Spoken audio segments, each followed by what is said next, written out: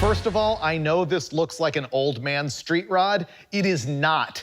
I'm gonna reveal my goal right here. I wanna run 8s in the quarter mile, naturally aspirated with a big block Chevy. No blower, no turbos, no nitrous, all motor and all hanging out. This is a 1931 Ford Model A coupe. Don't call it a 5-window. In 1931, they were all 5 windows. Also, don't call it a Milner car. I hate that. That car from American Graffiti was a 1932 Ford. This is a 1931. People ask me if it's a fiberglass car.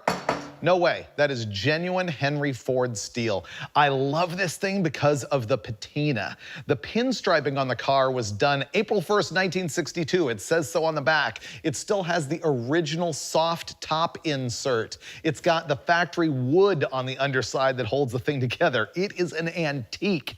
It's sitting on a reproduction 1932 Ford frame. The 32 frame is wider than the Model A frame, and I think it's gonna make the thing have a wider stance, lower center of gravity, and be good for drag racing. The interior is where this gets really serious. And the first thing is the roll cage, which is NHRA certified to 8.50 seconds in the quarter mile.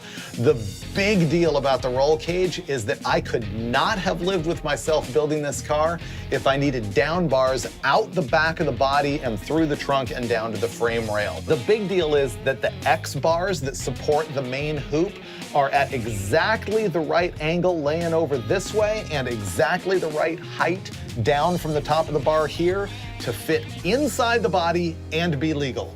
No rumble seat here. Watch this. Boom.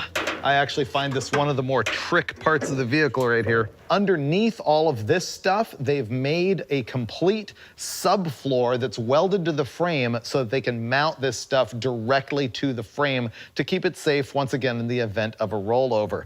This is one of the greatest things ever. Thank you, Sam. You pull this pit pin, and then you lift the box up, and it comes right out. See how it's got these pins right here, which engage in a bracket up at the front, and then it's got that tab on it right there that takes the pin with the cotter through it, and there you've got a toolbox. And look at those cool old stickers.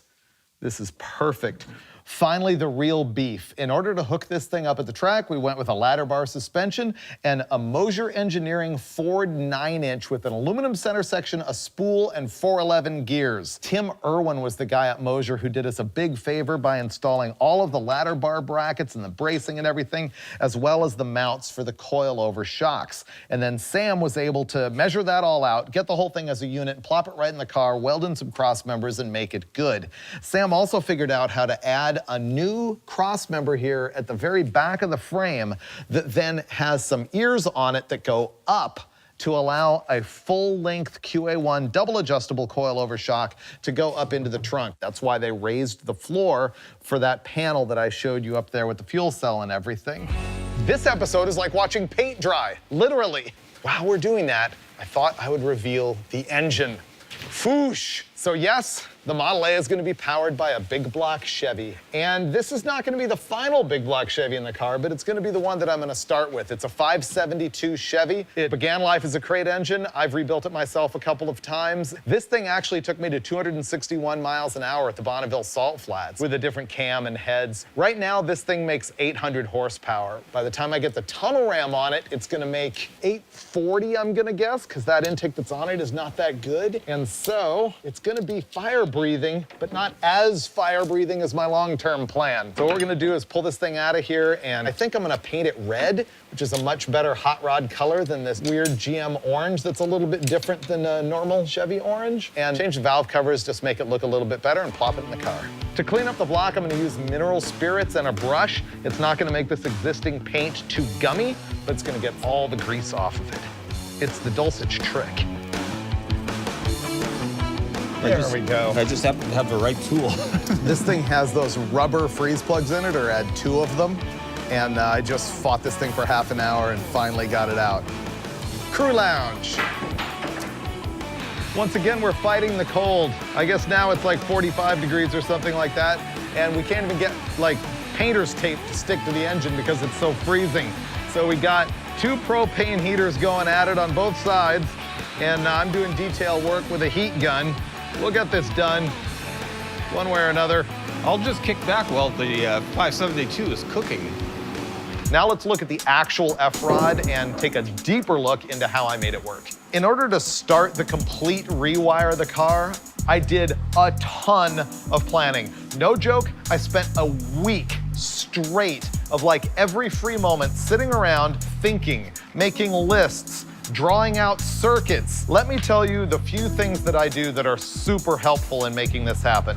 You can see this is my overhead view sketch of the entire car. And I think through every little electrical thing that I'm gonna have to deal with in the entire car, front to back. And I drew where they were sort of on the car, like for example, the battery in the trunk, and just made a good mental picture of everything that I was gonna have to deal with. Here is another interesting sort of diagram that helps me figure out where wires are going to go. If you look at this as the front of the car and this is the back, I've got segments here. This is the engine segment, this is the dash segment, this is the shifter panel segment, and down here is the trunk. I wanted to look at what wires are going what direction and through what area of the car so I can sort of figure how many wires are in each place. That does me a huge mental favor of picturing how to get all of this done. Next up, I'm gonna solve a couple more problems. One, I'm gonna get power up to the front of the car for all the other accessories, and I'm gonna do it so that I don't have a hot wire running up there when the main disconnect is off. This is also gonna solve the problem where you throw off that main disconnect and the car keeps running. Here's how I'm gonna do it. By powering the entire car through another relay. Now, it's really important to understand that I'm using continuous duty relays for this. These are genuine Cole Hersey brand 200 amp continuous duty relays. I hate to break it to you, these are 50 bucks each, but worth it. I'm gonna use the relay to turn on and off the main power to the entire car. So I've got my battery grounded back here to the frame. The power side is going to one lug on the relay. On the output side, I've got a 6-gauge wire running through another 125 amp fuse that's going up to the fuse box in the car. So the key is that this whole wire that powers the car is not hot unless the main disconnect switch is thrown.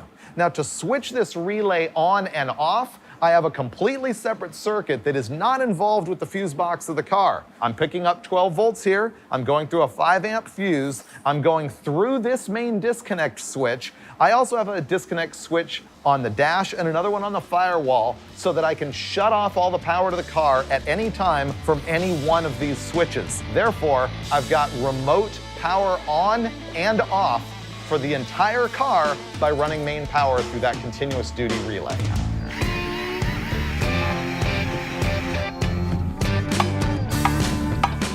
Okay, success. I got it to go on. It's zero clearance and it's a nice tight fit, so I'm gonna bolt it up, torque it to specs, and this job is done.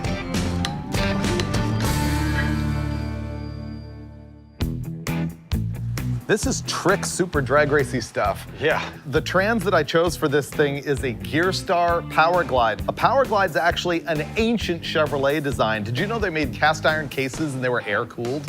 You're mansplaining me here. What are you doing, Freiburger? It's true.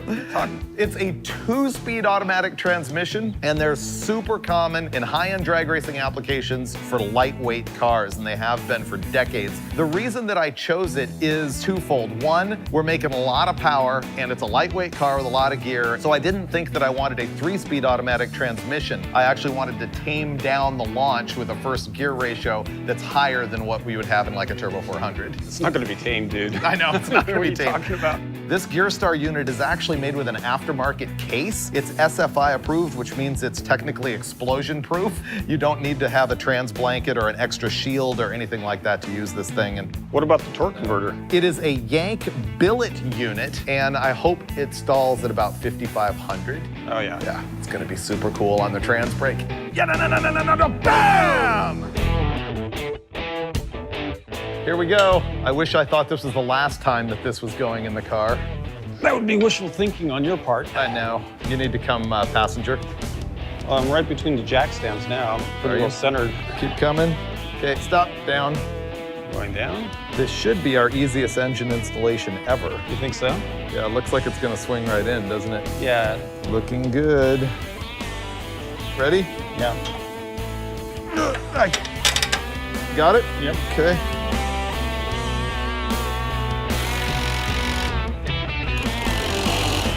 This is another item from Mazir, and what it is a water-cooled automatic transmission pan. So this is going to take the place of like an air-to-fluid cooler that you would normally have on an automatic transmission. Check it out. Water goes in here and out there, and then it's going to end up going through all of these passages that are drilled in this billet aluminum pan, and then these ridges in here are going to cool that fluid. Mazir claims that the transmission fluid will track the engine temperature by about 15 degrees. So to me, that's way better than having to plumb a high-pressure cooler just for the automatic transmission. However, it better work because I paid $800 for this pan. Nothing cheap about this car. Anyway, I'm gonna have to go under the car, drain the fluid out of the existing Gearstar Power Glide, take the pan off of it, install this one, and then run those water lines. Still, it's gonna be way better than a regular cooler, in my opinion. There we go. Just gonna leave that right there as a drip pan. By the way, I also put a Moroso dipstick in this thing, which was the greatest automatic transmission dipstick I've ever installed. It was bent perfectly, it went in easy, I didn't have to modify the tab, bolted right to the bell housing, and it's got a thread-on NHRA approved locking dipstick thing and a cable type dipstick. It's awesome. Okay, I have lubed the O-ring that seals this whole shebang. I just need to bolt it on. One thing I was thinking about with this water-cooled oil pan is that when you're at the drag strip and you're chilling down your engine with your electric water pump and electric fan, you are simultaneously cooling your transmission fluid, which could be a good thing. You know what else needs to be water-cooled right now? My credit card. Last night I started plumbing the carburetors and I was gonna tee it all together at the back, and that just turned into a disaster for a number of reasons. So I'm gonna end up plumbing it up the front. I put together this conglomeration of stuff. 90-degree -8 fitting, that is an aeromotive clamp, an aeromotive filter. This is a female to female AN coupler, that's an Earl's Y, and that's 2 -6 hose ends. I'm gonna end up cutting this bracket off right there so that it looks a little bit better, drilling a hole in the motor plate and mounting it right like that. So shorter lines, way more serviceable, and it doesn't violate the NHRA rule about having fuel lines in the plane of the flywheel like my original plan did. So now all I have to do is do it. There's my notch, nice and flat. It's gonna bolt on and keep that from rotating. Now I'm gonna cut this ear off.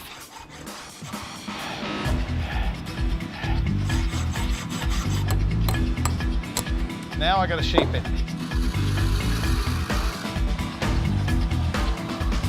Done.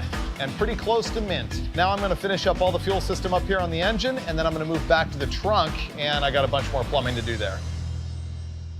The fuel system is almost done. Let me tell you what I got going on. First of all, the fuel-safe fuel cell. I like it way better than a plastic one. It's got a bladder inside. It's super safe. I ordered it with a bunch of custom fittings in it. First of all, the -10 pickup, that's the really big size line that's feeding fuel to the engine. That has a hose that goes down to a sheet of Holley Hydromat, so that's my pickup. I ordered a second pickup in -8 in case I ever put nitrous on the thing, but I've got that capped. Over here, there's a return line in case I ever run EFI or have an electric fuel pump with a return line. I'm protected for the future there. That's also capped off. This one here is a vent line. Every fuel cell needs a vent. That also has a one-way valve in it, so if the car gets upside down, fuel can't leak out of it, but it can breathe air in. The last tip that I wanted to give you is these 2 bulkhead fittings I installed last night to go through this sheet metal panel in the floor. I hate it when somebody just drills a big hole and runs a hose through it. That's not the right way to do things. Instead, you want a bulkhead fitting like this.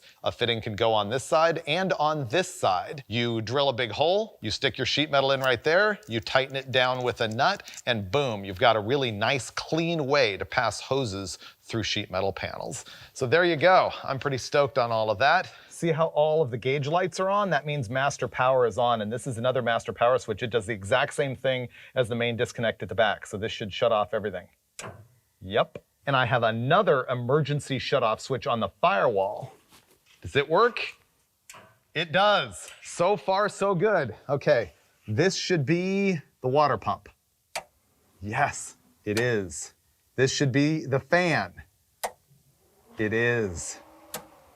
This one's not used, and this is headlights that are not wired yet. All right, I'm doing pretty good. Whew. Does the engine crank? Ready? No. Neutral safety switch, that's why. Now it'll crank. Yes.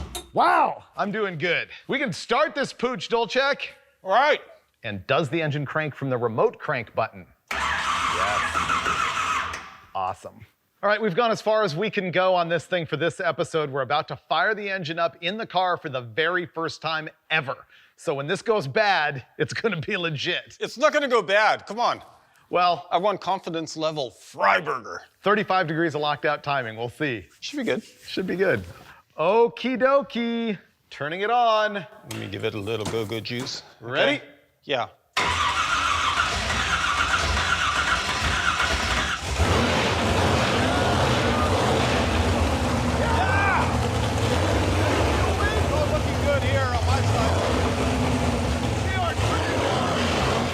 First thing I'm gonna do is just hop in and go drive the thing around, make sure that I'm comfortable with it, parts aren't falling off, make sure the brakes work, brake in the brake pads. I'm gonna find out if the torque converter will stall up to 5,000 RPM on the trans brake or not. Just sort of shake it down before I get it on the track and try and go fast. No smoke, no leak, all the gauges are good.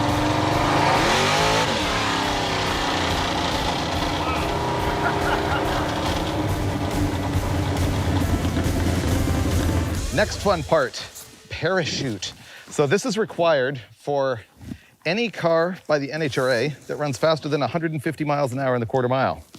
And we have not rigged ours yet, although Sam made a mount for it. And so we're gonna have to hook this up to the car, pack it up into the bag, and it's a big ordeal. Nowhere near as fun as it seems to have a car with a parachute, in truth.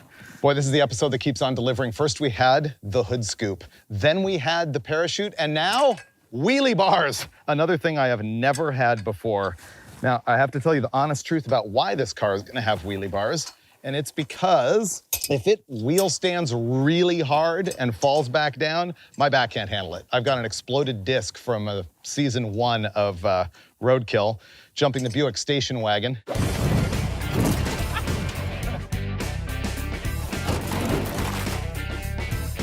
And so I can't handle just a dead pancake drop like that if I lift out of it. So basically, that's a safety item. All right, we're gonna do this. It's gonna be the first 8th mile pass for the FRod. No, Sam, I got the crotch strap, it's okay. No, not this time. No. Okay, there we go.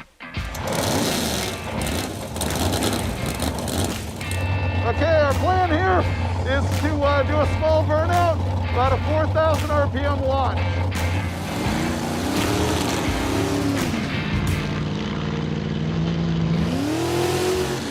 Wow! All right, this is gonna be it. He's rolling up to the starting line. I'm checking out the beams. He hasn't pre-staged it yet. He's rolling up, rolling up. All right, trans brake is on. Okay, his pre-stage is coming down. No!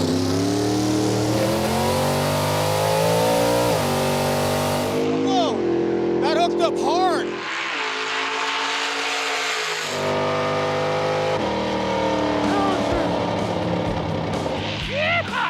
595 at 120 in the 8th. First pass ever. Boom. Straight smooth, no problems, no drama. There's only 6,000 RPM at half track. All my gauges are good. And turn it out.